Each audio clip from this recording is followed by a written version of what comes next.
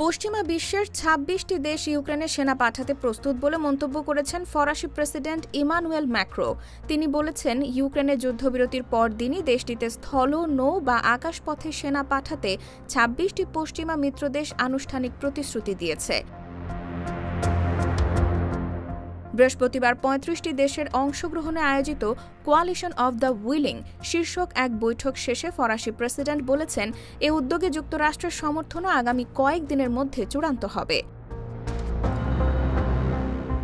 সম্প্রতি মার্কিন president Donald Trump ইঙ্গিত দিয়েছিলেন, যুক্তরাষ্ট্রের সহায়তা সম্ভবত আকাশ প্রতিরক্ষার আকারে আসতে পারে।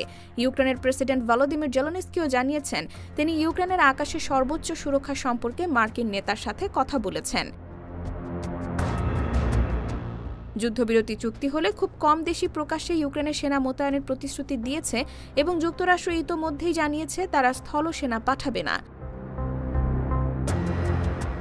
এদিকে মস্কো স্পষ্ট করে জানিয়েছে, ইউক্রেনে পশ্চিমা সেনা মোতায়েন করা যাবে না, বরং রাশিয়াকেই অস্ত্রবিরতির গ্যারান্টারদের মধ্যে থাকতে হবে।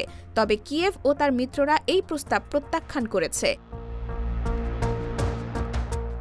IBTV USA, new York.